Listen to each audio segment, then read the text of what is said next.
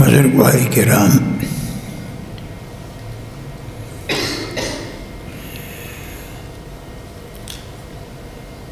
अल्लाह ज़ुल जलाल पर सूरत बक़रा मुबारक की फरमाई दी थी।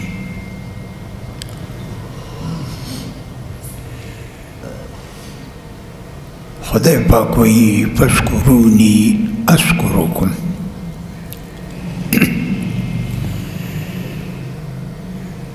ऐ ज़मा बंदिगानो तासु मा याद के ज़ब तासु याद कमा। अल्लाह अकबर।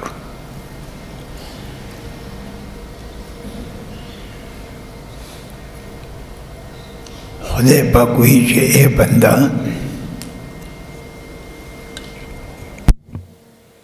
तो ज़मा ज़िक्र कवा,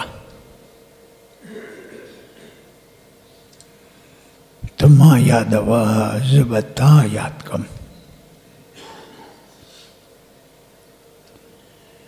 दा सुमर लोई खबर दा जो खुदा पाक वही जो तमा याद का ज़बता याद कमा।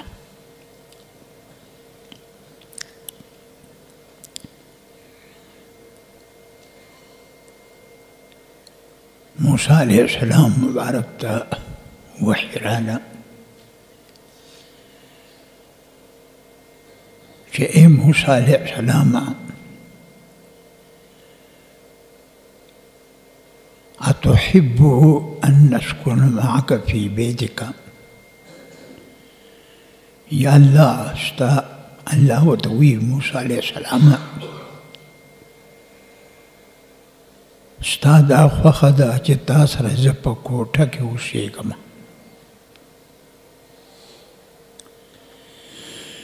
मूसा अलैहिस्सलाम बेहोश शो, सोच खुदा पीजनी गंद अल्लाह ने यरा ढेर ज़्यादा भी।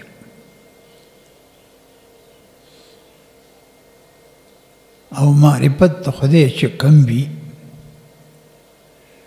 न अक्कुम रहा यरद खुदा ना कम भी।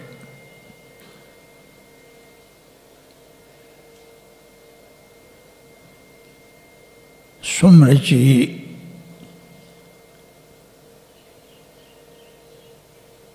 यरद खुदा ना डीर भी सोने च मारिफत खुदा ज़्यादी न अक्कुम रबा द खुदा न यरद ज़्यादा।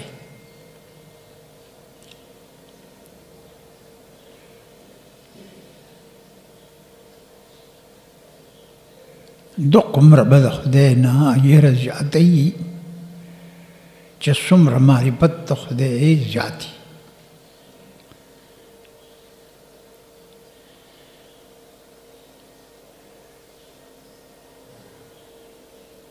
फारूक आज़म रज़ियल्लाहु अन्हु मुबारक को फरमाए कि पर रोज़ क़यामत अल्लाह पाक दा हुक्म की यो सड़े बाप दे टूल मखलूक के जन्नत तजी नूर बटूल जहन्नम तजी। फारूक आज़म फरमाइल चे शायद चे दग़यो जन्नत तजी नु दाब ज़यम न खुदा न बो उम्मीद साथी। अल ईमानु बैन अल खौफ व रजा, ईमान चे दे दा पमा बैन दा यरी और द उम्मीद के दे। द खुदा द अज़ाब व यरीगी द खुदा पर रहमत के बा उम्मीद साथी दी ते ईमान वही।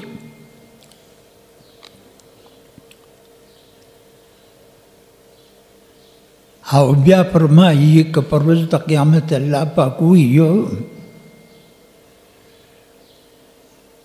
چې ټول خلق به جنت ته ځي او یو سړی به جهنم ته ځي. فاروق اعظم وی چې کیدی چې دغه سړی زیما چې د جهنم ته ځي. او فاروق اعظم هغه څوک دی چې پیغمبر علیه السلام مبارک هغه ته د جنت زیری په دنیا کې ورکړي دي، لیکن بیا هم د خدای نه دقه یره ده، بیا هم د خدای نه هغه یره دی چې هغه جهنمي یو کس به زیمه. نو داسې کار به کوي. موسی علیه السلام ته خدای پاک وویل چې تا سره په دې کوټه کې اوسېږم. وی یا الله دا ته څنګه به ما سره په کوټه کې اوسېږي؟ وی موسی علیه السلام ته په دې پوه نه یې چې انا جلیس من ذکرني، زه همنشین د هغه چا یم چې دی ما یادوي. هغه څوک چې ما یادوي زه د هغه همنشین یم، هغه سره په دغه ځای کې یو ځای ناست یم.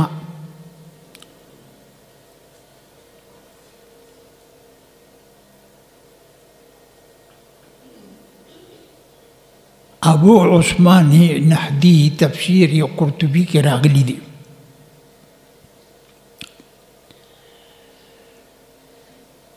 چې ابو عثمان نحدی مبارک فرمایلی دی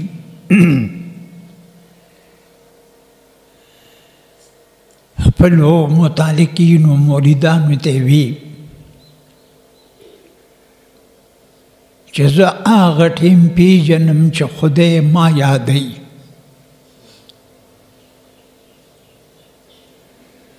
او وی ورته وی صاحب دا خبره خو ټیک نه ده،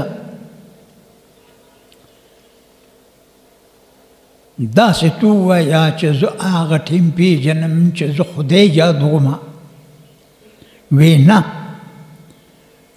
وی زه هغه ټیم پیژنم چې ما خدای یادوي. دا آیات مبارک وی پسکرونی اذکرکم. وی دونه نه پیږي چې زه د خدای ذکر کوم نه الله زما ذکر کوي.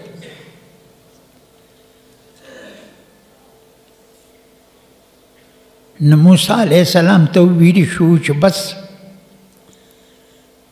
زه چې دی د هغه چا سره یم یو ځای چې څوک زما ذکر کوي.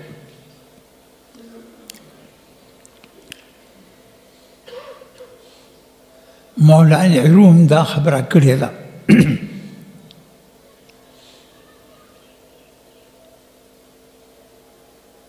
چې بر زبان تسبیح دل دلگا و خر این چنین تسبیح که ادارد اثر. وی بر زبان تسبیح در دلگا و خر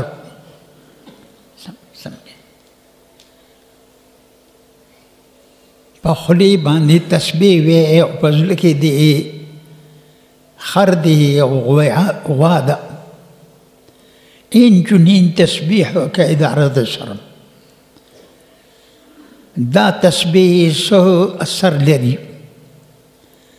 زه مولانا هارون ته وایم چې صاحبه ته ډېر لوی سړی یې، خو زه یو خبره درته کوم. بر زبان تسبیح در دلگا و خر این چنین تسبیح هم دارد اثر. ما ولی جواب ورکړ بر زبان تسبیح در دلگا و خر این چنین تسبیح هم دارد اثر. دا تسبیح چې دی اثر لري ولی په ژبه باندې خدای دی.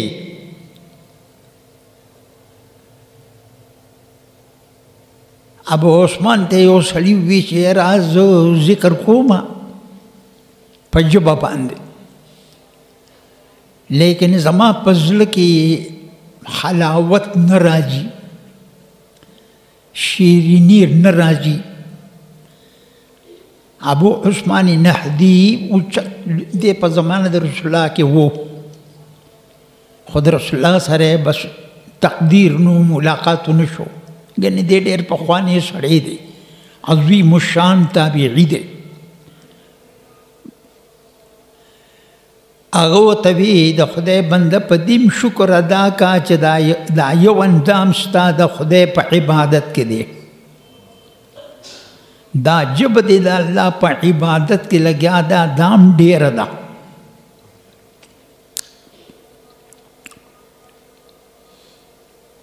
ذنون مصری تفسیر قرطبی کې راغلی دی چې ذنون مصری دا ویلی دی چې چا خدای پاک حقیقی طور باندې یاد کړ،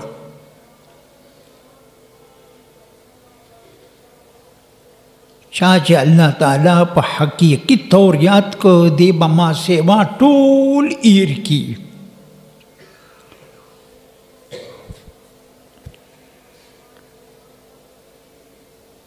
چې الله دې په حقیقي طور یاد کړ، دا تصوف علم غواړي، دا هر کوجا کار نه دی، علم ته پکې ډېر زیات ضرورت دی. نو هغه خبره کړې ده ذنون مصری لوی ولی الله، چا چې حقیقي طور خدای یاد کړ ما سیوا به ایر کی.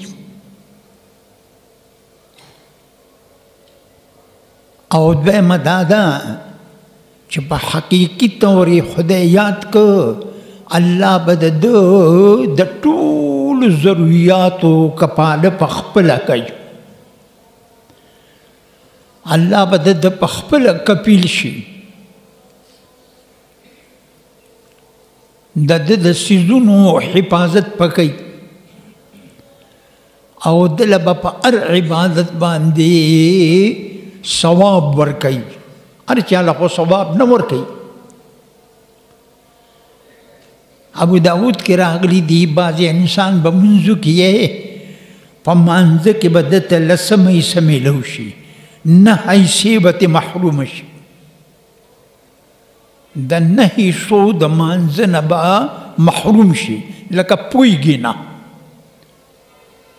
قیرت نه ورځي، د مانځه ترجمه نه ورځي. یو ځای کې مې تپوس کړی و نحفظو مې څه معنا، عظیمه جلسه به ټول پې عاجز پاتې شوي چې د نحفظو څه معنا.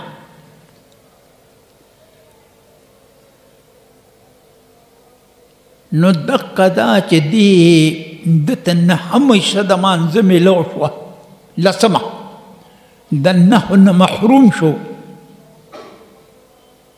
ځکه چې دی پوهېږي نه، چاته به نهمه حصه میلو شي، چاته اتمه، چاته اوومه، چاته شپږمه،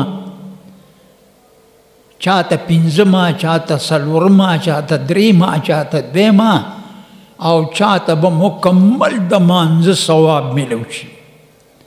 د مانځه کې فرق دی، غرور مه کوه، تل تا له مونځ نه درځي، دا مونځ چې څنګه د مانځه کوم شان دی هغسې مونځ تاله نه درځي. یو خو د قرآن شریف یاد نه دی، نو ګوره حقیقي طور چې دا ذکر د خدای وکړو، نو باس که خیر دی الله به ټولې مسلې برابر کړي، چې څومره مسلې دي به ټولې ټیک کړي. ګوره ته داسې وایې الله الله الله الله،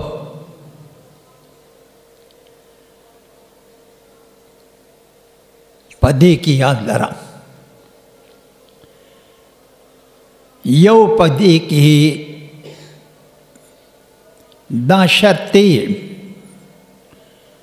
چې ته ذاکر د الله الله یې،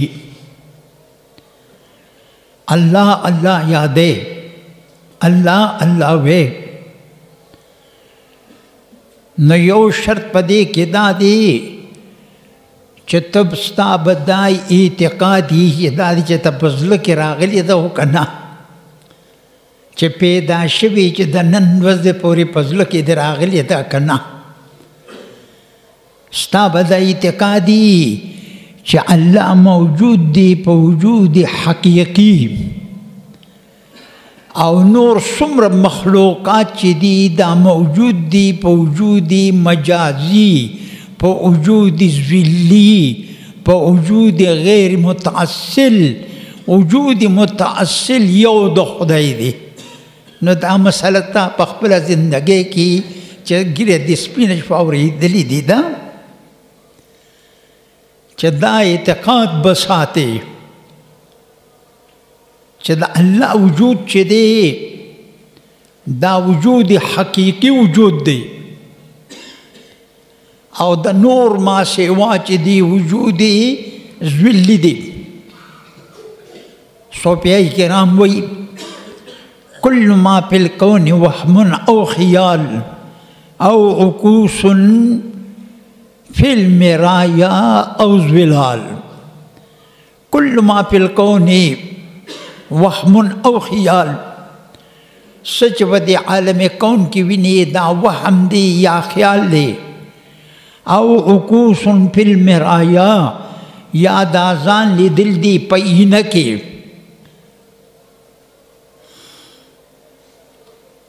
او ظلال یا سے سوری دی. نو یو ذاکر دا اللہ پپدی پیگی چه دا بد دی اعتقادی چه اللہ موجود دی پا وجود حقیقی، ما سوا دا خدای نے چه سمر دی دا موجود دی پا وجود مجازی. نو تا مسئلہ رازا اسی ویز ذاکری مو پلان کی رازا. نو دا خبر و یو شرط پدی کی دا دے چتب دا اعتقاد ساتے. دویم شرط پدی کی دا دی چتا اللہ اللہ وے. نو دا اعتقاد بساتی چې خدای زما دا ذکر ویني، الله یې ویني. دویم شرط پکې دا دی، هلکه ته دې شرطونو تپوس په درنه بیا کوم چې ذکر هم نه درځي، د دې شرطونو نه تاسو نه تپوس کوم. دویم شرط پکې دا دی چې زما دا ذکر خدای پاک ویني، چې دا په شوق سره دی که نه دی. عبادت په شوق کوي. بس ما چې خپل مشران لیدلي دي که نه، که ذکر بیا کو به داسې الله الله الله الله دا ځای نه بیا شیخ خوځېدل، لا اله الا الله لا اله الا الله لا اله الا الله. نو دا الله ستا دا ذکر ویني. دویم شرط پکې دا دی ته به دا اعتقاد ساتي چې زما دا ذکر خدای ویني چې په شوق سره دی که نه دی. په شوق سره به د خدای بندګي کوي. په دې مانځه کې به دې مانځه کې به ډېر په شوق پاسې په شوق په سجده لګوي. الله دې نوی مسلمان د دې نه وساتي چې دې حد ته ورسیږي چې سجده د نشي لګولی. یا الله چې دې حد ته ورسیږو که نه چې مونځ په ولاړ نشو کولی، سجده نشو کولی، په اشاره مونځ کوو، د اشارې مونځ ډېر زیات کمزور دی. نو یا الله نورم په دنیا کې چې ونه ساتې، بس دا جون څه جون نه دی. رسول الله مونځ به په ناسته کوو، څه وخت داسې راغی چې مونځ یې په ناسته کوو چې یو 10 آیاتونه به پاتې شو که نه نو وبدرېده، نو هغه 10 آیاتونه بیا په یاد ووي، نو بیا به رکوع سجده د ولاړې نه وکړه. خو عایشه بیبي فرمایي چې مونځ کله د رسول الله دومره په ناسته شو څه په ولاړه، نو د نبی علیه السلام نور په دنیا کې زندگی خوښه نه وه. الله دې د دې نه موږ او تاسو ټول ساتي. لویه باچهي دا ده چې د الله عبادت کې ته مونځ کوې چې رکوع لګولی شي، سجده کولی شي، ودرېدی شي. اگر چې ته دا نشي ودرېدی او نشي سجده نشي لګولی نو په اشاره به کوې، په اشاره د باندې بیا فرض دی. خو ګوره څوک چې په اشاره مونځ کوي په ده پسې د بل مونځ نه کېږي. ګورې یاد لرئ دومره کمزورې دی، دې مخکې مونځ نشي کولی. ګورې دې د ملګري نه وړاندې کېدي نشي، مونځ ډېر کمزورې دی، د پسې مونځ کېږي نه. او دریم شرط پکې دا دی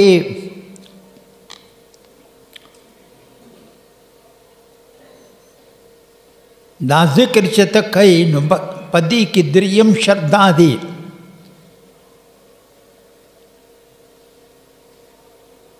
چې زه د الله ذکر کوم نو په دې به پوهېږي او اعتقاد به ساتي چې الله زما ذکر کوي.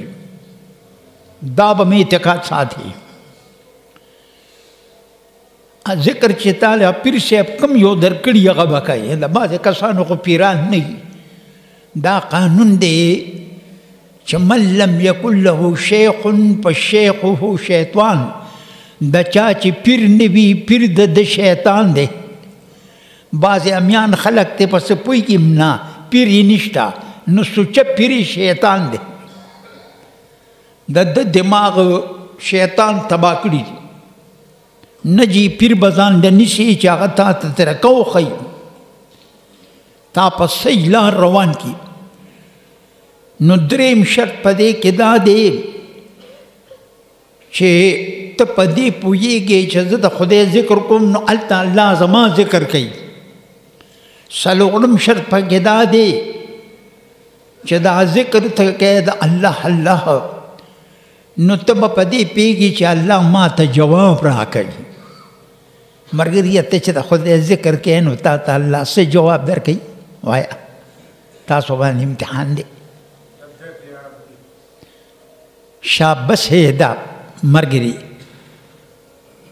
د جواب ورکړه ته چې د الله ذکر کوي نو خدای پاک تا ته جواب درکوي لبیک عبدي، ای زما بنده زه تا ته حاضر یم، ما ته څه غواړې چې درکما هغه سره ته څه کمې لري.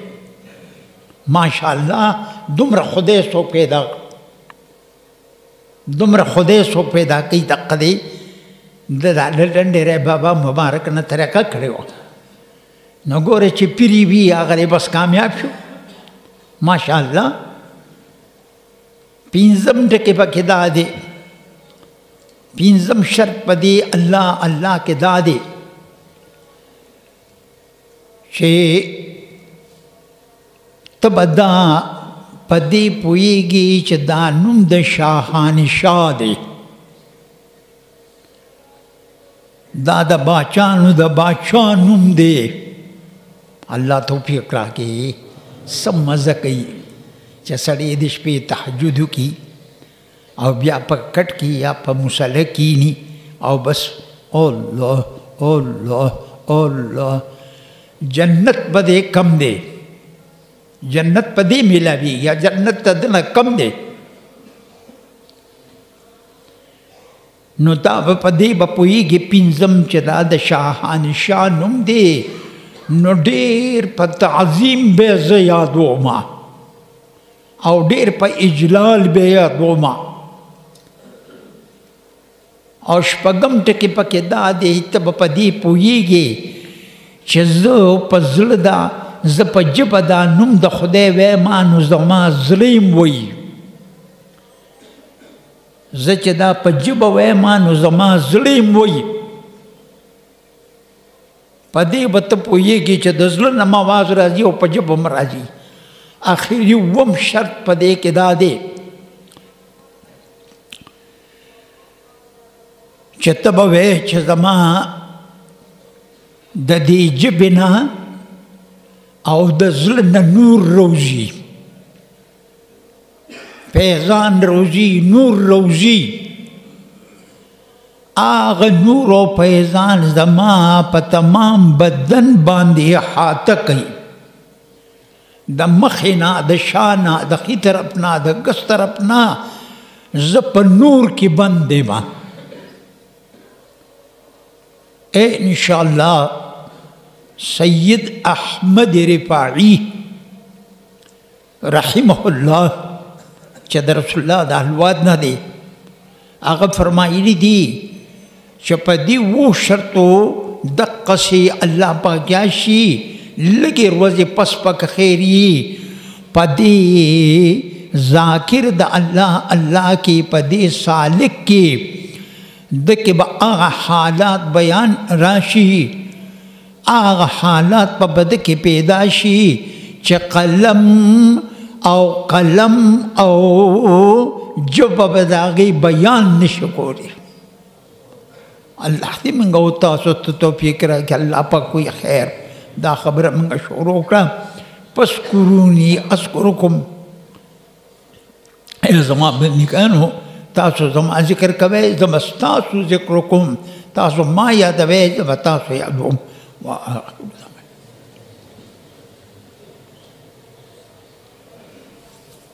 سنت کوئ په ډېر اهتمام سره، خدای ته متوجه شئ.